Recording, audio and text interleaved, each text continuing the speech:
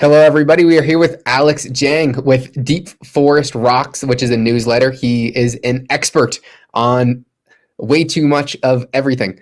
So today we'll talk about the tension with the U.S. and Russia and how it could potentially lead to an energy crisis. What exactly is going on from, let's say, a 30,000 foot level between Russia and U.S. and kind of the history of which it has led up to the point where we're in now?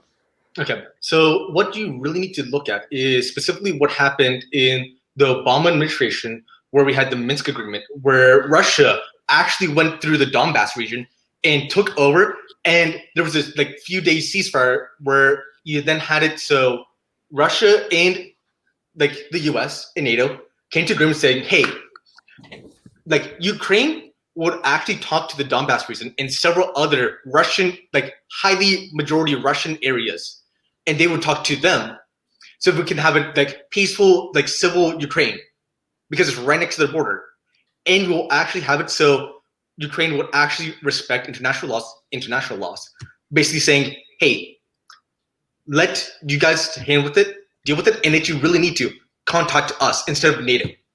This led to 2013, later on, where in April, which you had slide up, where we had the U.S. actually talk to several people in Ukraine saying, hey, we could go to war. We could go to war. Watch out, people in the Donbass and Lugansk region. Watch out, we can go to war. And yet you had none of that discussion in the U.S. And now we have it now again, where the same exact issues occur, but this is a big change, where Russia's now demanding, hey, these are red lines. Do not cross this area.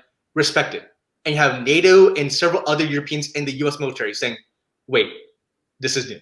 This never happened since USSR. And this is the key pivotal shift, because in this time, Russia is serious. They would actually cross through and force it. And they actually said months ago, and now, that if they do not actually respect the red lines and come to the party peace, which Putin has offered, then we'll go even further than that. We'll go to Poland, we'll go to Hungary. And it all depends upon NATO and what Europeans will do. Yeah. And just if you go through up a map real quick so people can see if they're not really familiar with the area where we are right now. Russia's right here. And then you've got these borderlands right here, Ukraine, Belarus, and Poland. And then you've got Western Europe over there. But this is the area that's in contention right now. Right there. That area itself is where the Minsk Agreement was about, that Ukraine must talk to. And that is where the key conflict is, and why that area is so important is because that was the area that Hitler used to go into the oil regions in the near Georgia. And that's why they're so afraid of that, because that was one of their main corridors of weakness for Russia. Yeah. And just also one other thing too, going back to the map just for a second, this land right here from Poland and the Ukraine, it's flat. There's not a lot of mountains and there's not a lot of rivers. The point is, if you have to move an army, as we saw in World War I and World War II, particularly World War II, there's no real geography that stops it. So Russia is, I would argue, is particularly nervous about this, just in terms of if you had a huge mountain range like the Alps right there, or if there was some sea, some hard river to cross. Or the Romanian mountain. Yeah. So, Alex, if I'm getting this right now, the U.S. is saying, all right, Russia, you can't go any further into Ukraine, or because we have their back. We have Ukraine's back. So what exactly is Russia demanding? What are their red flags that they're watching for right now? And am I different, because there's a difference between U.S. military and NATO military. NATO military is actually the NATO commander, which the U.S. supplies, but technically they have a majority in, which is why they're technically different, because you can have the U.S. military saying, no, we don't want this. But the NATO military, based on the principle of actually defending, would actually defend. But you had the NATO commander saying 2 to 3 days ago that they don't see the Ukraine as an actual member. They see it as a collaborative friend, which they would supply arms and economic support to you, but not actually go into. Which is why this is a bigger deal, because people don't see the minutia, because they don't listen to his conversation, because he tried to weasel his way out of it. But now how this plays out is that you see the Russians' red line is actually abide by the Minsk Agreement and put it into actual codified international law. So if they break it, we have a right to actually annex that area. That is what Putin is basically trying to offer up. And there'll be also conciliatory talks on both ends tomorrow with the Biden-Putin summit, but that's the main red line, saying, hey, when we offer demand, respect it. Actually understand that that's a red line. If you cross it, or you try to say, no, the Lugansk, like Ukrainian area that we just pointed out to you on the map, that is actually like Ukrainian, and just let it so that NATO have an influence over it, which is why Russia's, in their eyes, say it as NATO aggression, because it's actually majority of Russian people from what they see. Mm-hmm. And this summit is tomorrow. So what would the main things that you'd be looking for in this Russian Putin summit that would trigger a red flag saying like, holy shit, like this could actually trigger something bigger? The main things I'll be looking for is what people don't know is that like Russia actually supplies gas and petrol and like several other key like ingredients for our oil, like that we use for cars, and for fertilizer. Those key ingredients, if we see a cutting of all of them, all agreement deals, that's a red flag. That means that eventually Biden will be forced to say, we need to put Russia back on the table for this to occur, or we will have to go to war. That's a casus belli.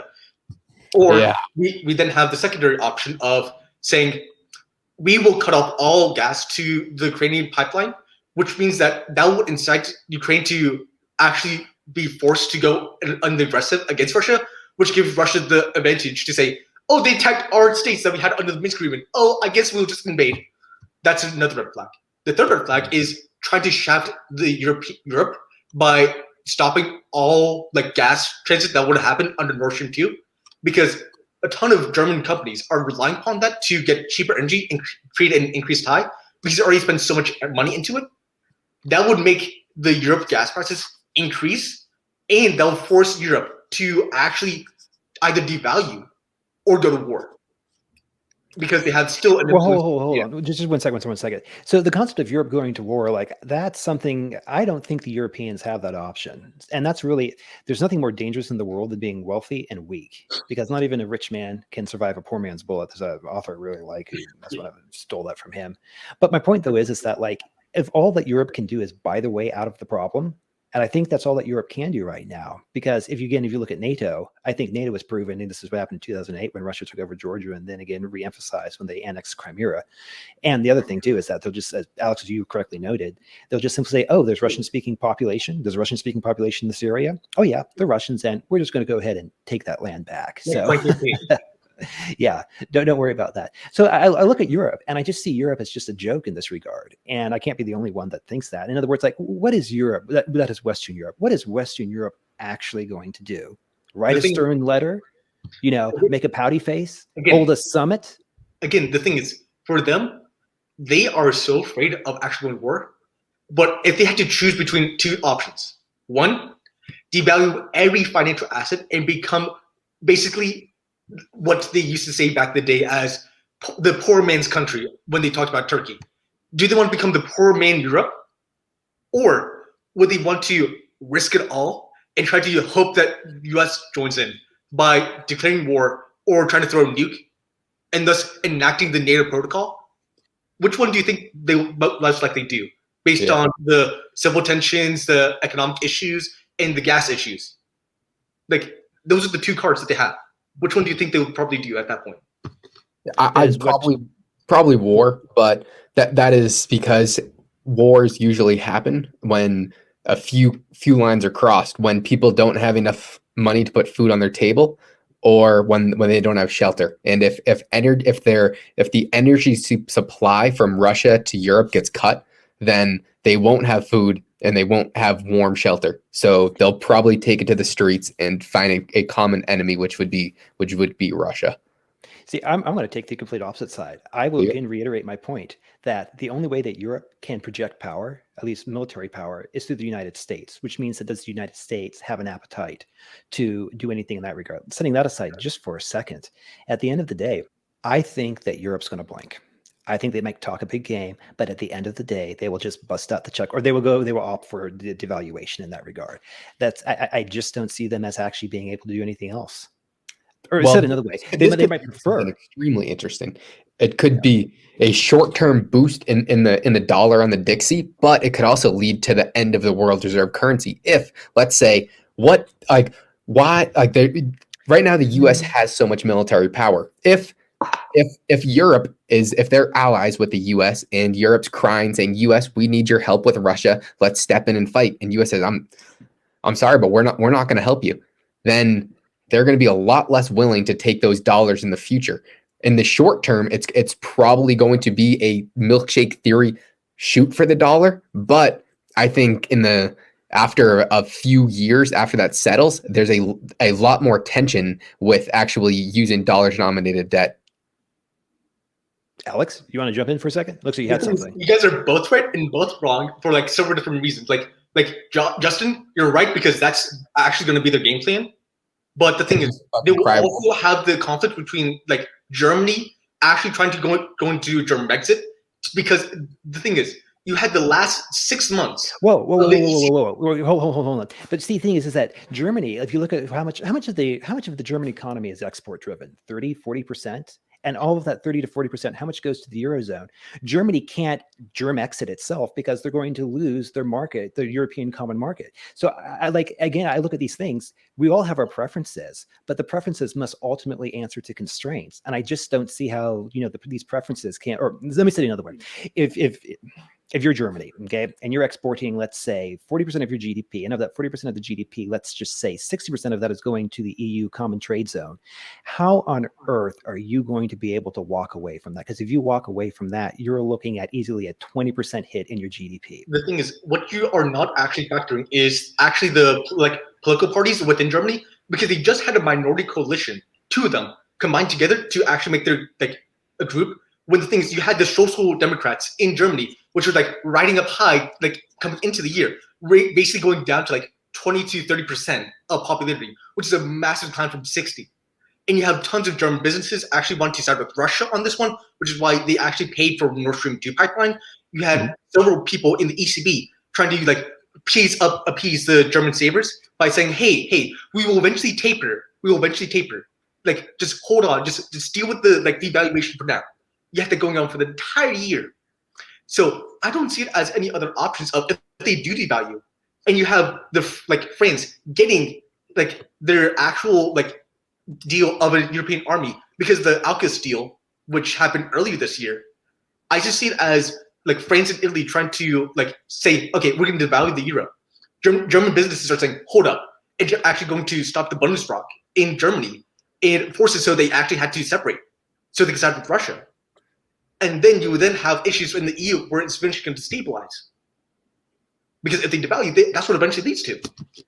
Mm-hmm. Man, it seems like we're just trying to walk on a tightrope, and no matter what, we're at the end of a fourth turning, and it's so far only ever ended in war. It just seems like with the amount of tension that there is in the air, everybody hates each other. I think there might be more tension outside of the U.S. in Europe in these places than there is in the United States. And the United States there's the most tension that we've seen in our lifetimes. Yeah, but let me just jump in and interject. One thought here. We always seem to be able to fight the last war. That's what we always train for. And so I would make the argument we are technically, I would say that we are in World War III right now with, U.S. and China as being two of the key belligerents. Now, it's true, we're not, to the best of my knowledge, in a kinetic war. But if you think that we're not using, whatever behind the scene text we have, weather warfare or whatever other yeah, that's I think is going on. But getting back though to all of this, I certainly agree that at the end of the fourth turning, it's a period of painful growth, and we certainly haven't had a good track record, over the last couple. Well, we've had war every single time. Right, but so I'm not saying we're not going to go to war, but what I'm saying is that the context of war is going to change. That's I think the dimension. That's the corner people can't see around. And you can say I would agree to this. I would disagree in the fact you said that Europe's not going to fight because they're weak, but we're seeing civil wars all across Europe right now due to the Austrian president. 3 of them are this is their 3rd president in 3 months, and they're now based on all the stuff that we cannot talk about on YouTube. But this shows there's so much change happening in Europe. And to go alongside what Josh is saying about the dollar milkshake theory, the thing is that is actually what could happen. It's just that it's all about the worry that you're not looking at is based upon the ECB and how they want to maintain power, so that they will do whatever they can to actually destabilize the countries that want to say, hey, let's actually go for it. And thus they would actually move it over so it would smooth it out, even though they would actually drop their dollar liabilities. Yeah. So again, I don't necessarily disagree with that, but this is the thing. This is maybe changing gears very slightly, but this will kind of show you where I'm coming from. Again, there's an author, like a guy named George Friedman, who I think does a really good job about talking about this. But he talks about the European Union in terms of just this utter farce, or that's my words. That is true. Well, so to think about this, like you basically have. Imagine you've got like two Europes. You've got Northern Europe and Southern Europe, okay? And you've got the euro that tries to balance the economic interests between these various zones, but it's like having an engine in a car with no transmission. And so one RPM speed might make sense for, one part of Europe, but another RPM might make sense for another part of Europe. And so what this means is that when you look at the Europeans, and this is, basically maybe blatantly plagiarizing him, but you have these people, for example, they want to be one people, but they don't necessarily want to share each other's fate.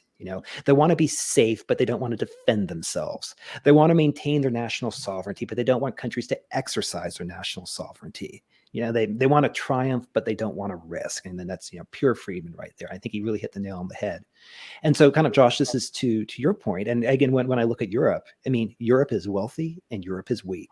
And I just think it's an utter farce to think that they will have any way of projecting power back against Russia. And I think Russia knew that. And I think Russia demonstrated that again back in 2008, not to repeat that thing again. Last thing I'll say is this: whenever you go to these summits or anything like that, just between us girls, I think one of the key things to take away is like all the announcements, all the change, nothing is actually done at the summit. Say if you just go to some nice dinners, you do your photo ops, everything is done and prearranged in advance. It's the same thing with, whatever is going to replace the dollar. I've got my theories. Let's not go into it now. But all this stuff is being worked on behind the scenes. So when you finally have the crisis, it's like, oh my goodness, look at what happened. It just so happens we have the solution right here. Boy, that was really fortunate.